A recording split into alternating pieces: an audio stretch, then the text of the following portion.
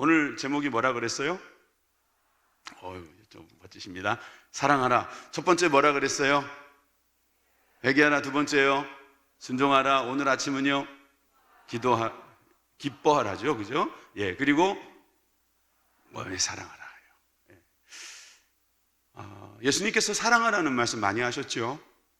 예수님은 사랑이시잖아요. 예수님은 사랑하시기 때문에 이 땅에 오셨잖아요. 그러니까 삶으로 우리에게 명령을 하신 거죠. 삶으로 우리들에게 보여주셨죠. 사랑하는 방법도 가르쳐 주셨죠. 여러분, 사랑하라, 이 주제는 너무나 중요한 주제예요.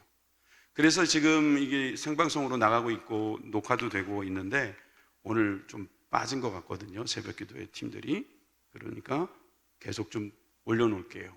같이 좀 들으면서 은혜를 나누었으면 좋겠어요. 여러분, 우리는 이 사랑하라는 메시지는 정말 정말 중요합니다. 성경을 딱 짜서 한 단어가 나오면 뭐라고요? 사랑이 동그랑동그랑하고 딱 떨어진다고 그러잖아요. 사랑이 또르륵 하고 떨어진다고 그러잖아요. 그러면 여러분이 이 사랑, 우리 교회 표어에도 있잖아요. 영혼을 사랑하라. 사랑이라는 것은 너무너무 중요해요. 오늘 박수도 받은 데가 사랑교구예요. 사랑하십시오. 예수님 우리에게 명령하시죠. 사랑하라. 여러분, 우리는 사랑해야 합니다. 아멘이십니까? 모든 게 다 힘들지만, 우리한테는 다 힘든 거지만 사랑도 우리는 해야 합니다. 여러분, 사랑할 수 있기를 바라요. 주님께서 우리에게 사랑을 가르치시고자 구약의 말씀을 인용하신 구절이 바로 오늘 읽었던 구절입니다. 다시 한번 읽어보겠습니다. 마가복음 12장 29절에서 31절 다 같이 시작. 예수께서 대답하시되 첫째는 이것이니 이스라엘아 들으라. 주 곧 우리 하나님은 유일한 주시라. 내 마음을 다하고 목숨을 다하고 뜻을 다하고 힘을 다하여 주 너희 하나님을 사랑하라 하신 것이요. 둘째는 이것이니 내 이웃을 내 자신과 같이 사랑하라 하신 것이라. 이보다 더 큰 계명이 없느니라. 아멘. 쉐마의 말씀, 레위기의 말씀이 바로 예수님의 입술에서 나오고 있는 것입니다. 여러분, 우리는 하나님과 이웃을 사랑해야 될 줄 믿습니다. 이 두 가지잖아요, 그죠? 계명, 하나님 사랑, 이웃 사랑. 자, 그런데 여러분, 이웃 사랑에도 두 가지 종류가 있다는 사실을 혹시 아십니까? 이웃 사랑에는 두 가지 종류의 사랑이 있습니다. 자, 읽어볼게요. 요한복음 13장 34절입니다. 시작. 새 계명을 너희에게 주노니 서로 사랑하라. 내가 이것을 사랑한 것, 너희를 사랑한 것 같이 너희도 서로 사랑하라. 여기서 너희라는 말은요, 우리가 서로 사랑이라고 말한다고 하면 여러분 옆에 있는 분들이 말할 수가 있겠죠. 그러니까 성도들을 사랑하는 거예요. 이웃들 중에는 우리 성도들이 있을 수 있어요. 여러분들이 이거는 그냥 이웃을 말하는 게 아닐까요? 라고 생각해도 상관은 없습니다. 그런데 내가 너희를 사랑했다. 지금 제자들에게 너희라고 말하는 그 사랑은 제자들 가운데서, 성도들 가운데서, 믿는 사람들 가운데서 서로 사랑해라, 그렇게 가르치신 거예요. 그럼 여러분, 우리 옆에 계신 분들 사랑해야 될 줄 믿습니다. 여러분, 이웃 사랑 중에는 성도들을 향한 사랑이 있어야 합니다. 두 번째, 마태복음 5장 44절. 나는 너희에게 이르노니 너희 원수를 사랑하며 너희를 박해하는 자를 위하여 기도하라. 여러분, 기도도 사랑하지 않으면 못합니다. 우리 박해하는 사람들은 어떻게 보면 원수죠. 우리 이웃들이 원수라고 말하면 이웃들은 기분 나쁘시겠지만 원수는 다른 뜻이 아닙니다. 우리하고 뜻이 다른 사람들이에요. 우리와 주인이 다른 사람이에요. 우리와 가는 길이 다른 사람들이죠. 그러니까 서로 그 길을 우리는 서로 인정하지 않을 때가 있을 겁니다. 때로는 방해가 될 것입니다.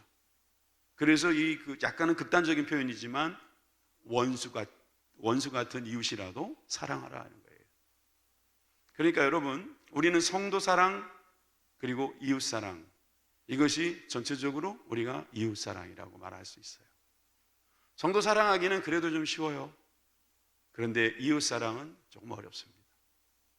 반대분들도 있습니다. 이웃 사랑은 좀 쉬운데 성도들이 또 사랑이 안 되시는 분들도 있어요. 가까운 사람은 사랑이 잘 안 되는 거예요.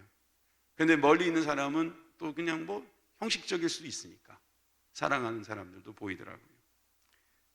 여러분, 저는 오늘 여러분들이 이 두 종류의 이웃 사랑에 대해서 함께 생각해 보기를 바라는 것입니다.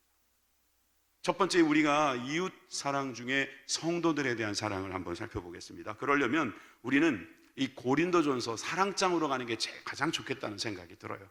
고린도전서 13장 1절에 보시면은요, 내가 사람의 방언과 천사의 말을 할지라도 사랑이 없으면 소리나는 구리와 울리는 꽹과리가 된다 그랬습니다. 그런데 여러분, 여기에 사람의 방언, 천사의 말, 이거 아무나 하는 거 아니죠? 소위 능력자지요. 그리고 이건 소리가 나는 거죠. 그런데 사랑이 없으면 소리나는 구리와 울리는 꽹과리가 된대요. 사랑이 없으면은 아무리 방언을 잘하고 아무리 천사의 말을 해도, 여러분, 외국어를 잘하고 아무리 말빨이 좋고 아무리 말로 먹고 사는 분이라 할지라도 사랑이 없으면 소리나는 구리, 울리는 꽹과리. 여러분, 소리가, 똑같은 소리가 계속 반복적으로 나면 그걸 뭐라고 말하죠? 그렇죠, 소음이라고 하죠. 소리, 소음, 비슷한 말 같은데, 여러분, 우리가 사랑이 없으면 소음이 되는 거예요. 사실 이 고린도전서 13장을 우리가 이해할 때는 도움이 한 가지 필요한 게 뭐냐 하면, 고린도전서라는 이 책을 쓰게 된 배경이 꼭 있어야 돼요. 왜 그러냐면 이 고린도 교회는 문제가 많은 교회였어요. 그런데 그 문제가 원래부터는 문제가 아니었어요. 왜 그게 문제겠어요? 은사가 많은 게 원래 문제예요? 돈이 많은 게 문제일 수 있습니까? 여러 나라 사람들이 한 교회에 모인 게 문제가 될 수 있습니까? 고린도 교회는 이런 특징이 있었는데 이 특징이 문제가 다 됐어요. 은사가 많다 보니까 서로 자기 은사가 좋다 하면서 등급을 매기고 서열을 매기고 막 그랬던 경향이 있어요. 그리고 돈이 많다 보니까 있는 사람 없는 사람이 나눠지기 시작했어요. 유대인과 디아스포라 유대인들과 헬라인들이 서로 같이 살다 보니까 서로 벽을 만들기 시작했어요. 그래서 어떤 사람들끼리는 모여서 너는 누구 파야? 나는 역시 설교 잘하시는 아볼로파야. 너는 무슨 파야? 그 예수님의 수제자, 난 베드로를 좋아하지. 난 베드로파야. 그러면 자네는 무슨 파인가? 역시 예수님이 중요하잖아. 예수파야. 난 예수파. 이런 식으로 팔을 나누고 있었다는 거예요. 이렇게 팔을 나누고 있는 곳에 주님께서는 이 바울을 통해서, 사도 바울을 통해서 우리에게 가르쳐 주는 거예요. 사랑을 어떻게 해야 하는가. 그래서 교회 안에서 일어나는 문제예요. 교회 안에서. 우리 가까운 교회가 또 있지 않습니까? 가정이라는 교회가 있잖아요. 그 안에서 일어나는 문제를 우리가 어떻게 해결해야 되냐. 여러분, 아무리 평소에 진짜 말 하나는 기가 막히다, 골드마우스라 해도 사랑이 없으면 소음입니다. 2절 보십시오. 내가 예언하는 능력이 있어 모든 비밀과 모든 지식을 알고 또 산을 옮길 만한 모든 믿음이 있어도, 이거 얼마나 좋습니까? 능력입니다. 지식입니다. 비밀입니다. 여러분, 믿음입니다. 이걸 다 가지고 있는데 사랑이 없으면 아무것도 아니에요. 아무것도 아니에요. 여러분, 이거를 우리가 늘 본 말씀이라고 생각하지 말고요, 오늘 처음 본 것처럼 한번 생각해 보세요. 우리가 얼마나 좋아하는 겁니까? 능력, 비밀, 지식, 믿음. 남들이 모르는 거 내가 알고 있어요. 그리고 남들은 못하는 걸 내가 해요. 분명히 우월한 사람이잖아요. 그런데 그 사람이 사랑이 없으면 nothing. nothing이라는 게 nothing. 아무것도 아니라는 거예요. 여러분, 이것이 바로 우리들이 배워야 할 사랑입니다. 생각해야 될 사랑이고 우리가 돌아봐야 될 사랑의 문제입니다. 아니, 바깥에 원수들에 대한 사랑이 아니고요, 교회 안에서 가까운 사람 안에서 남편과 아내와 자녀와 부모와 형제와 부부들이 정말 생각해야 될 사랑. 3절도 보십시오. 내가 내게 있는 모든 것을 구제하고 내 몸을 불사르게 내어줄지라도. 아니, 이보다 더 좋은 사랑이 어디 있습니까? 남을 위해서 자기 몸을 바쳤어요. 이보다 더 큰 사랑이 없을 것 같은데 성경은 우리들에게 뭐라고 말씀하시냐면 사랑이 없으면 아무 유익이 없다. 아니 아무리 내가 그렇게 말씀을 하셔도 난 이해가 안 됩니다. 아니 남을 위해서 죽는 것보다 더 큰 사랑이 어디 있습니까? 예수님도 우리를 위하여 죽으신 그 사랑을 우리들에게 가르쳐 주셨고, 근데 그 사랑이 과연 무슨 사랑이냐 이거예요. 그 사랑이 지금 어떻게 우리들에게 나타나고 있느냐. 그래서 계속되는 이 고린도전서 13장은요 사랑에 대한 정의를 내려주고 있습니다. 그래서 13장 4절에서 7절 말씀은 그 유명한 사랑에 대한 정의예요. 사랑에 대한 내용입니다. 여러분 이거 다 수백 번 읽어봤을 거예요. 그런데 이 말씀 있잖아요. 이 말씀은요 능동적이거나 적극적이지가 않아요. 이 말씀은 잘 들어보세요. 매우 소극적이고 그리고 수동적입니다. 능동적이지가 않아요. 막 뭐 이렇게 자기가 막 나서서 하는 게 아니라요, 어떻게 보면 겨우 해내야 돼요. 자 볼까요? 첫 번째 거는 사랑은 오래 참는 거래요. 사랑은 온유한 거래요. 한 번 더 눌러보세요. 그러면 온유하고 사랑은 오래 참고, 이거 센 거 아니거든요. 오래 참는 사람이 소극적으로 보이죠. 온유한 사람이요? 이거 되게 소극적으로 보이잖아요. 밑에도 보세요. 진리와 함께 기뻐하고, 진리만 기뻐한다는 소리입니다. 거짓에 대해서는 기뻐하지도 않아요. 거짓된 것을 보면은 막 인상 쓸 수도 있는 거죠. 모든 것을 참으며, 모든 것을 믿으며, 모든 것을 바라며, 모든 것을 견디느니라. 적극적이지 않아요. 심지어 이제부터 보여드리는 것은 부정적이기까지 합니다. 시기하지 아니하며, 안 해야 될 게 많아요. 이건 되게 수동적인 거잖아요. 소극적인 거잖아요. 시기하지 아니하며, 사랑은 자랑하지 아니하며, 교만하지 아니하며, 무례행치 아니하며, 자기 유익을 구하지 아니하며, 성내지 아니하며, 악한 것을 생각하지 아니하며, 불의를 기뻐하지 아니하며, 안 해야 될 게 왜 이렇게 많아요? 우리가 아는 사랑은 되게 적극적이고 능동적인 사랑인 거예요. 화끈한 사랑. 한번 필이 딱 오면 화끈하게, 사람아 내가 너를 얼마나 사랑하는데, 막 그러면서 막 열정적으로 사랑하는 게 사랑인 줄 아는데, 성경에서 말하는 사랑은 참아라, 기다려라, 인내해라, 그리고 이거 하면 안 돼, 저거 하면 안 돼. 조심하라는 거예요. 교회에서 사랑은 바로 그런 것입니다. 교회에서 내가 어떤 것을 해야 되겠다 딱 주장을 하잖아요. 그러면 자기는 이제 예스를 찾는 거예요. 예스 하는 사람. 그런데 누군가가 노를 하잖아요.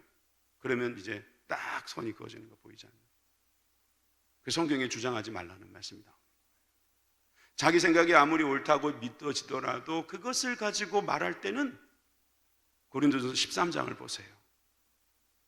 오래 참고 온유하고, 내가 이거저거 안 해야 될 거 다 안 하면서 해야 된다는 것을 우리는 꼭 기억해야 합니다. 부부지간도 마찬가지 아니겠습니까? 오늘 뭐 부부 세미나는 아닙니다만, 부부는 가장 가까운 사람이고 가장 중요한 사람이에요. 이런 사람들이 사실은 더 잘해야 됩니다. 이런 사랑의 기술, 사랑의 어떤 우리들이 가지고 있는 거 없이, 그 지식이 없이, 사랑에 대한 우리가 분명한 어떤 정의가 없이 살아간다면요, 그냥 적극적으로 하면 되는 줄 알아요. 능동적으로 자기 막 하면은 다 상대방에게 유익한 줄 알아요. 그렇지 않아요. 성경대로 해야 됩니다. 히브리서 12장 3절의 말씀을 보십시오. 너희가 피곤하여 낙심하지 않기 위하여 죄인들이 이같이 자기에게 거역한 일을 참으신 일을 생각하라. 우리 예수님이요, 사랑하시려고요, 죄인들을 위해서 참으셨어요. 죄인들을 위해서 참으실 때 거역하는 데까지 참으셨어요. 그러니까 피곤하지요, 낙심하지요. 여러분, 우리도 그럴 수 있잖아요. 그러니까 우리도 피곤하여 낙심하지 않기 위해서 해야 될 일은 뭐냐면 예수님을 생각하라는 것입니다. 참으신 예수님, 즉 사랑하시는 예수님을 위하여 참으라는 거예요. 사랑은 잘 참는 사람이 잘 하는 것입니다. 그냥 갑자기 말이 확 튀어나오는 것은 좋은 거 아니겠더라고요. 사랑은 그러므로 보기에는 좀 소극적으로 보이고 수동적으로 보여도 그 사랑을 위해서 내가 정말 힘든 일을 마다하지 않겠다는 자세로 보시면 좋습니다. 여러분, 능동적이고 적극적인 사랑이 더 쉬워요. 감정에 의존하는 사랑이라서 그건 쉬워요. 젊은 사람들은 얼마나 쉽게 사랑하는지 몰라요. 그런데 그 젊은 사람이 나이 들어가면서는 자꾸 힘들어지더라고요. 왜 그럴까요? 사랑은 그렇게 감정적으로 하는 것이 아니기 때문입니다. 교회도 마찬가지입니다. 매일 봅니다. 매주마다 봅니다. 여러분, 그러므로 우리가 이 사랑을 배우지 못하고 살아간다 보면 우리는 사랑하는 것이 아니라 어찌 보면 내가 하고 싶은 거 하고 있는 것입니다. 그걸 사랑이라고 포장하지 마십시오. 히브리서 4장 15절에 보시면 우리에게 있는 대제사장은 우리의 연약함을 동정하지 못하실 리가 아니다 그랬어요. 여러분, 우리 주님은 우리들의 연약함을 동정하신다는 거예요. 그죠? 네. 주님 우리를 동정하십니다. 아니 뭐 요즘 드라마가 사람 배려놨어요. 너 지금 나 동정하는 거니? 난 동정받기 싫다고 되게 자존심 세우잖아요. 그런데 여러분, 동정한다는 것은요, 이건 사랑한다는 거예요. 공감한다는 거예요. 그것을 같이 느끼는 거예요. 입으로만 뭐 힘내, 넌 뭐 잘할 거야, 이게 아니라 정말이지 우리의 연약함을 함께 나누면서 마음속에 있는 이 동정심이 막 올라오는 것. 여러분, 그러기 때문에 주님은 대제사장이심에도 불구하고 우리를 끝까지 사랑하실 수 있었습니다. 그래서 우리와 똑같이 시험을 받으신 이로되 죄를 짓지 않는 거예요. 그러니까 여러분, 사랑 잘못하면 그게 죄가 되니까 상대방이 상처 주고 상대방이 그걸로 인해 실족하고, 그러니까 죄를 짓지 않으시는 예수님, 우리를 연약하게 보시고 우리를 위하여 동정하시면서 우리를 위하여 죽어주시고 지금도 우리를 위하여 살피시고, 우리가 뭐 잘못했을 때 주님께서 우리 등짝을 때리십니까? 우리가 뭐 잘못했을 때 주님께서 우리를 불러다 세우르고 막 뭐라고 나무래십니까? 우리가 뭐 하면 예수님께서 우리가 기도해도 기도를 응답 안 해주시고 그냥 삐져 계십니까? 사실 이 사랑이라는 것이 어렵지만 이 사랑을 성경으로 배우면 이게 굉장히 확실해지는 거예요. 성경으로 사랑을 배우시기를 주님의 이름으로 축원합니다. 여러분, 오늘 이 고린도 교회에 있는 문제, 사랑한다고 보이지만 사랑이 없으면 nothing, 아무것도 아닙니다. 여러분, 이것을 우리가 알려면 정말 우리가 잘 깨달을 수 있도록 훈련도 잘 받아야 돼요. 근데 여러분, 우리가 훈련 받을 때요, 우리가 양육하더라고요. 우리가 어떤 양육을 하잖아요. 애들을 양육한단 말이에요. 그때 우리는 훈련 받고 있는 거예요. 양육과 훈련이 동시에 이루어진다는 걸 아세요? 제가 부모로서 아이들을 양육한단 말이에요. 그럴 때 저는 거기서 훈련을 받아요. 참는 훈련, 기다리는 훈련, 인정해주는 훈련, 동정하는 훈련, 참는 훈련, 막 그렇게 훈련받는 거예요. 훈련이 다 돼서 자녀를 얻는 게 아니더라고요. 이 짧은 인생이 그렇더라고요. 아이들을 양육시키면서 선생님들이 양육시키면서 선생님들이 훈련받는 거예요. 그래서 여러분, 우리 교회 선생님들 보세요. 얼마나 훌륭하십니까? 우리 교육자님들 보세요. 얼마나 훌륭하십니까? 명찰만 닮으면 다 주의종 같아요. 너무너무 훌륭한 인격들을 갖고 계신 거예요. 왜? 양육하니까 훈련이 되는 거예요. 여러분, 양육이라는 것이 결국 우리를 세우기 위한 주님의 뜻입니다. 여러분, 그 자리를 사모하십시오. 그리고 그 자리에서 단련되십시오. 정금같이 나오게 하실 줄 믿습니다. 여러분, 이것이 바로 우리가 해야 될 일입니다. 기다려주고 참아주고 또 속아주고 또 어설픈 주장이라고 해도 동의해주고, 특별히 가까운 데 있어주고, 연약한 그릇이라고 생각하고 상대방을 위해서 좀 도와주고. 남자들은요 되게 센 척하지만요 그냥 애들이에요. 애들이에요. 밥도 자기가 혼자서 잘 못해 먹어요. 죄송해요, 남성분들.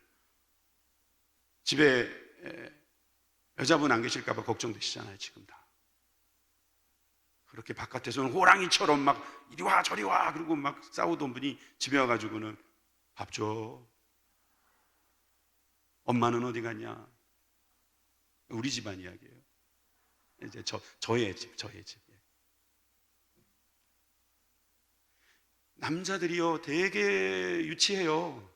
예, 되게 유치해요. 그러니까 또 잘 삐져요. 여성분들 좀 잘 봐주십시오. 예? 잘 부탁드리겠습니다. 여성들은 어때요? 여성들도 도찐 개찐입니다. 여성들은요, 남자들이요, 조금만 잘해주면은, 와, 신나가지고, 말 한마디 잘해줘도, 설거지 한 번만 해줘도 말이에요. 돈 좀만 줘도 말이에요. 돈을 조금만 주세요.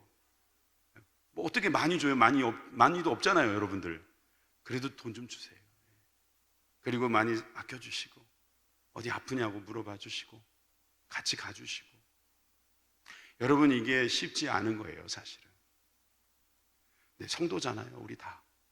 하나님의 택함 받은 거룩한 사람들이니까 그렇게 하시자는 거예요. 자, 그러면 우리는 오늘 두 번째 이야기하고 마쳐야겠어요. 그럼 이웃들, 진짜 우리가 생각하는 이웃들, 사마리아와 땅끝에 사는 사람들, 그런 사람들한테는 어떻게 해야 될까요? 여러분, 그들에게 있어서는 주님께서 가르쳐 주신 말씀이 바로 누가복음에 있습니다. 누가복음 10장으로 가보겠습니다. 10장 25절에서 26절에 보니까 어떤 율법교사가 일어나 예수를 시험하여 이르되, 여러분 잘 보세요. 지금 시험하러 온 거예요. 율법교사가. 누가는 그 마음에 있는 생각들을 다 그냥 전지적 작가 시점에서 다 기록했어요. 선생님, 내가 무엇을 하여야 영생을 얻으리까? 여러분, 영생에 대한 관심이 있어서 온 게 아니라니까요. 시험하러 온 거예요, 예수님. 물론 관심이 있겠죠. 명답을 얻고 싶었겠지요. 그런데 의도는, 목적은, 처음에 시작한 것은 시험하려고 온 거예요. 그래서 예수님께서 율법에 무엇이라 기록되었으며 내가 어떻게 읽느냐 하고 그 율법 박사에게, 율법 교사에게 그 율법에 대한 영생을 물어보십니다.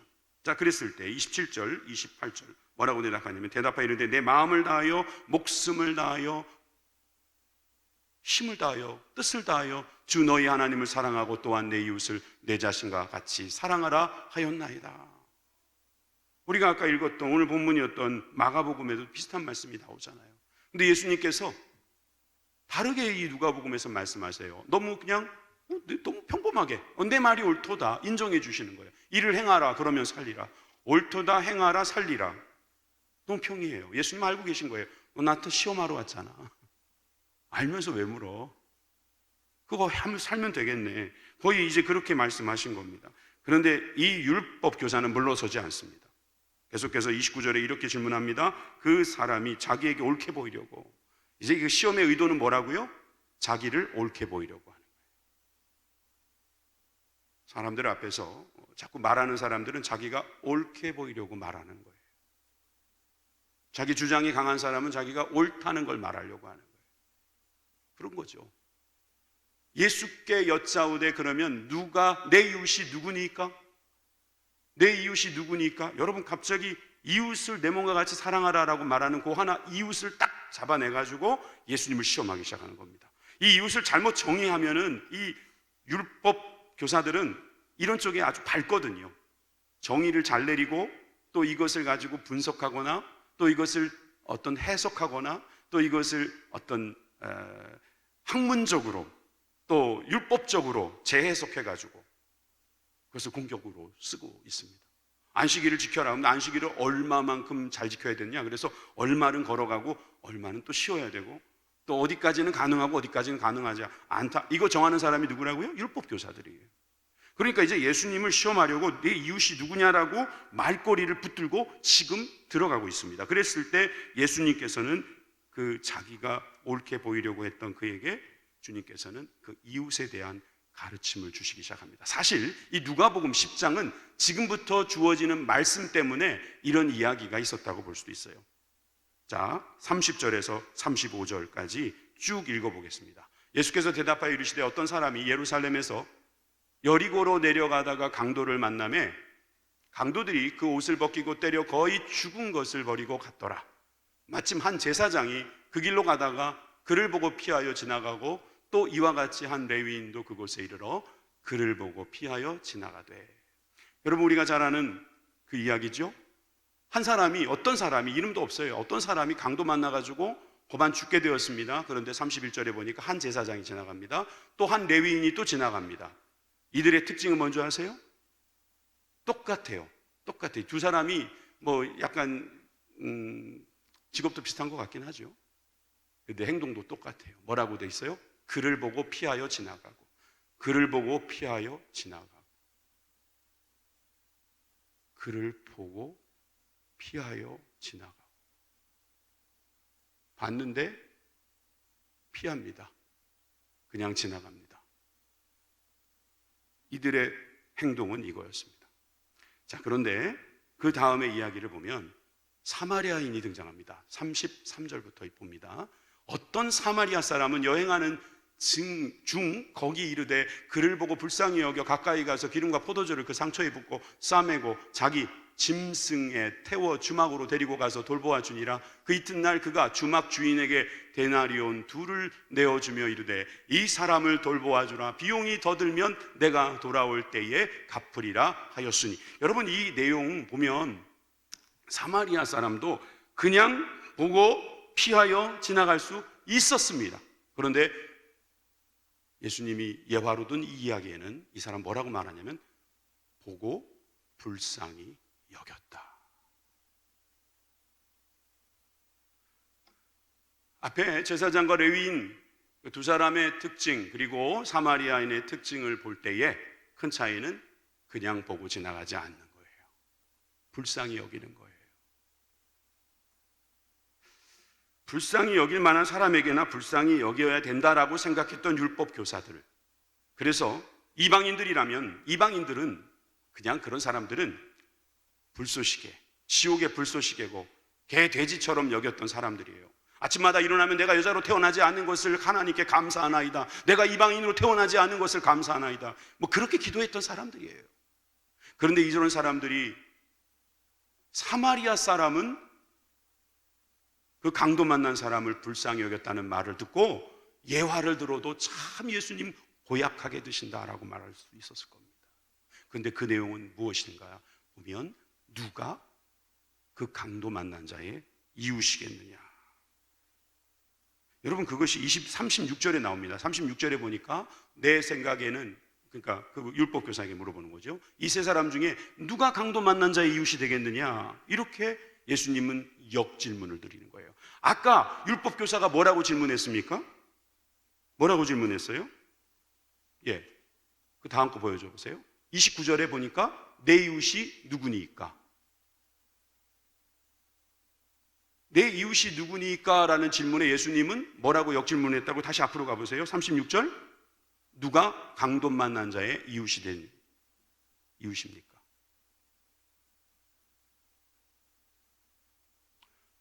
누가 이웃입니까? 우리에게 있어서 이웃은 어떤 존재들이냐? 이렇게 질문한다면 예수님은 또 지금 우리들에게 말할 거예요. 강도 만난 자의 이웃이 누구냐? 우리는 누가 이웃이냐라고 말씀 묻고 있다면 주님은 너는 그런 이웃이 되고 있냐? 이거예요. 강도 만난 자라도 도와줄 수 있는 이웃이 되고 있느냐? 여러분, 우리가 이것이 문제예요. 여러분, 이 율법 교사가 그게 문제였던 거예요. 이웃에 대한 정의가 너무 제한적인 거예요. 자기가 마음에 들어야만 이웃이에요. 자기가 봤을 때 이 사람은 위험해, 나한테 유익하지 않아, 그러면 이웃이 아닌 거예요. 근데 주님 우리한테 뭐라고 말씀하시냐면은 너가 좋은 이웃이냐 이거예요. 선한 이웃이냐 이거예요. 강도 만난 자의 그런 문제들이 우리들 주변에 너무 많잖아요. 사실 우리 모두는 다 강도를 만나고 있는지는 몰라요. 시간이라는 강도를 만나고, 건강이라는 강도를 어느 날 만나고, 또 관계라고 하는 강도를 만나기도 하고요. 꼭 그 지하철에서 어떤 같은 사무실에 있었던 사람에게 살인당하는 그런 것만 강도가 아니고요. 우리는 우리 삶 속에서 너무나 많은 강도들을 만나고 있어요. 근데 그들을 바라보면서 우리는 어떻게 보고 있냐. 그랬을 때 그들에게 우리는 이웃이냐 말이죠. 우리가 누구를 좋은 이웃이라고 생각하기 전에 그들에게 우리가 좋은 이웃이냐 이거예요.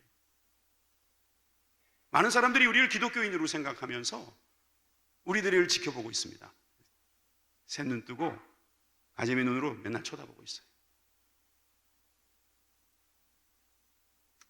그럴 때 주님께서는 누가 강도 만난 자의 이웃이냐 이렇게 물어보시는 거예요.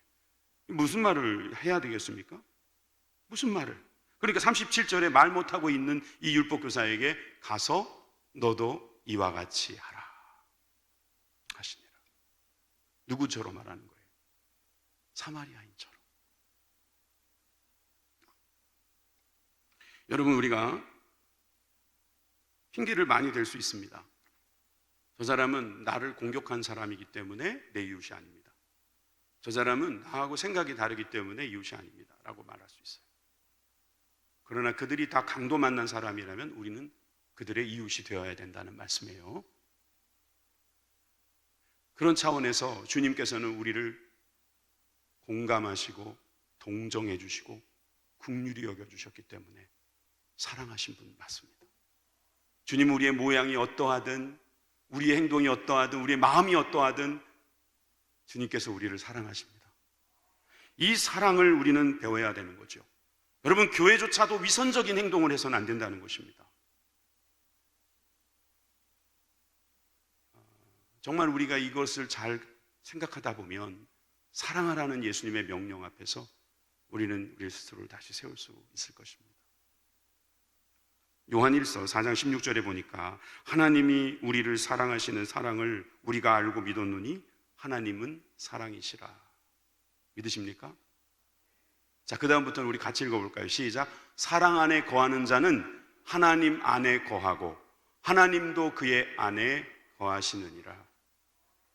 사랑 안에 거하는 자는 하나님이 그 안에 계신 거예요.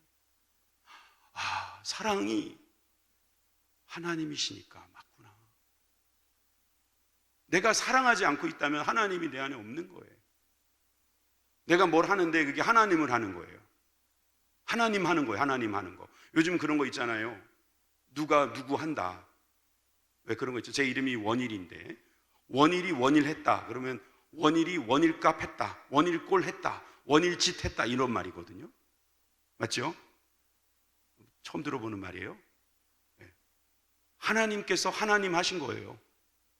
근데 우리가 사랑하면 우리가 하나님 한 거예요. 할렐루야. 와, 이거 대단한 거 아닙니까? 여러분, 이 가을에 우리가 열매 맺기를 원하십니까? 사랑하시죠. 사랑하시지요. 사랑하는 것밖에 없어요. 오늘 말씀 여기서 마치려고 하는데 제가 재미난 이야기 하나를 우연히 보게 됐어요.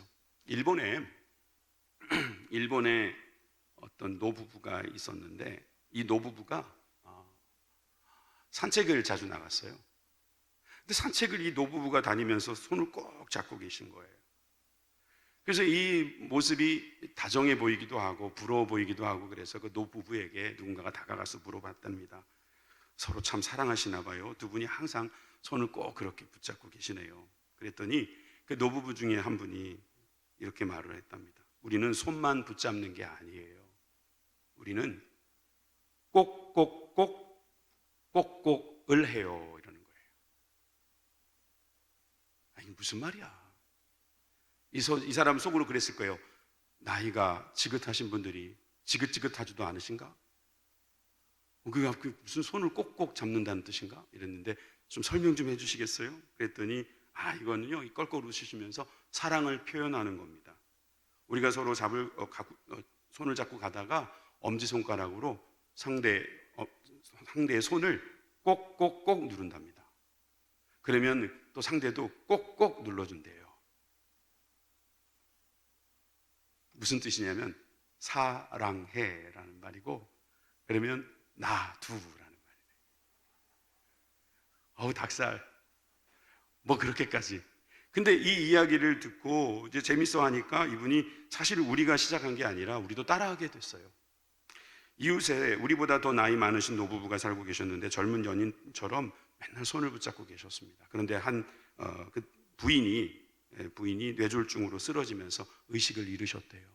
병원에 누워 계시는데 이 할아버지가 가가지고 손을 잡고 꼭 눌렀대요. 그랬더니 놀랍게도 아주 힘은 작지만 그 할머니가 작은 힘으로 꼭 누르더래요. 사랑해. 나도 이렇게 늙고 싶어요. 이렇게 살고 싶죠. 다 연습 한번 해볼까요? 징그럽게 남자 여자는 만지시지 마시고요. 또 여기 보니까 연습하기 좀 힘든 구조긴 하네요. 실천해보세요. 실천해보세요. 꼭. 예. 주님이 여러분들의 손을 꼭 눌러주십니다. 아, 닭살이에요. 주님 왜 그러세요? 나도 꼭 눌러드려야죠. 여러분, 우리 이웃들도 그랬으면 좋겠어요. 원수가 꼭 나의 반대자는 아닐 수 있어요. 그 원수가 나를 더 자라가게 하고 나를 더 올바른 길로 가게 해줄 수 있어요. 우리는 양육하면서 훈련받는 거예요. 훈련받으면서 양육도 시킬 수 있는 사람들이에요. 여러분, 우리가 이웃을 크게 두 부류로 나눠보십시다. 쉽게 사랑할 수 있는 성도들은 쉽게 사랑할 수 있을 것 같지만 무례한 사랑은 안 돼요. 성경에 나와 있는 예의를 지키십시오. 그러나 이분은 이웃이다 아니다라고 규정하기 어려울 때 다시 성경으로 가세요. 강도 만난 자의 이웃은 누가 돼야 될까? 여러분, 우리가 이렇게 생각하다 보면 우리는 사랑할 수 있습니다. 사랑하라. 내가 너희를 사랑한 것 같이 너희도 서로 사랑하라. 이게 세 계명이에요. 서로 사랑하라는 게 세 계명이 아니라고 그랬죠? 주님이 사랑하는 것처럼 사랑하는 게 세 계명이라고요. 그 사랑할 수 있는 저와 여러분들이 되길 주님의 이름으로 축원합니다. 기도하겠습니다.